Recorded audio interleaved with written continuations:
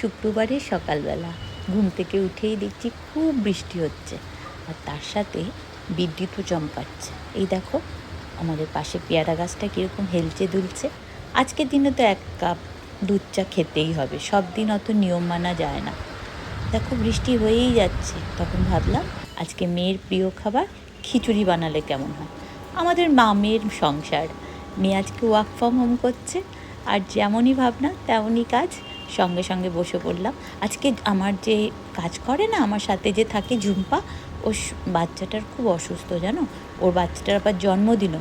ওকে আমি নিজে থেকেই ফোন করে ছুটি দিয়ে দিলাম, বললাম আজকে তুই তোর মেয়ের কাছে থাক, আমি নিজে রান্না করি। তাই আমি আজকে ঢুকে গেছিলাম রান্নাঘরে, আমার মেয়ের পছন্দ মতো একটু খিচুড়ি করলাম। হেলদি স্টাইলে করেছি, মেয়ে টেরও পায়নি। যাই হোক, খিচুড়ির সাথে একটু আলু ভাজা না হলে হয় বলো। আলু ভাজলাম, আর ওই দেখো আমার রান্নার জায়গার জানলা দিয়ে তখনও অনবরত বৃষ্টি হয়েই যাচ্ছে। ঝোড়ো হাওয়া তার সাথে বৃষ্টি এক নাগাড়ে হয়ে যাচ্ছে। হালকাভাবে একটু আলুটা ভেজে নিলাম, খুব বেশি কড়া করে আলু ভাজিনি, ভেজেছি আলু।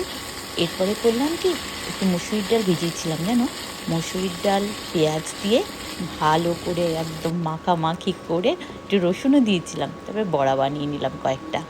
মেয়ে এটা খুব পছন্দ করে। এই বড়াটা করলাম, বেশ কড়া করে ভাজলাম। একটু কড়া ভাজাই আমার মেয়ে পছন্দ করে, ভাজাভুজির জিনিসগুলো, সে মাছ ভাজা হোক কি বড়া ভাজা। ভাজা করার পরে 2টো ডিমের অমলেট করলাম। ওই কিছুই না, পেঁয়াজ কুচি, লঙ্কা কুচি, আর তার সাথে একটু গোলমরিচের গুঁড়ো দিয়ে মেয়ের জন্য 2টো ডিমের অমলেট।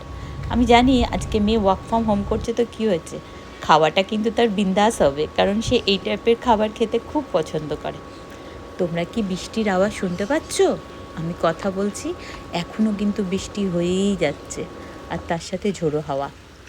এই দেখো মেয়ের খাবারটা বাড়ছি আমি, আলু ভাজা, ডিমের অমলেট, খিচুড়ি, বড়া ভেজেছিলাম সেটা, আর তার সাথে একটা কাঁচা লঙ্কাও দিয়েছিলাম। আর কি দিয়েছিলাম জানো, বাবার বাড়ির গাছের সেই আম। সেই আম দেখলে, শুনতে পাচ্ছ বিদ্যুতের গর্জনের আওয়াজ, কিভাবে মেঘ এখনও ডেকে যাচ্ছে। আজ রাখি, ভালো থেকো, সুস্থ থেকো, আমাদের এখন খাওয়ার টাইম। Bye bye.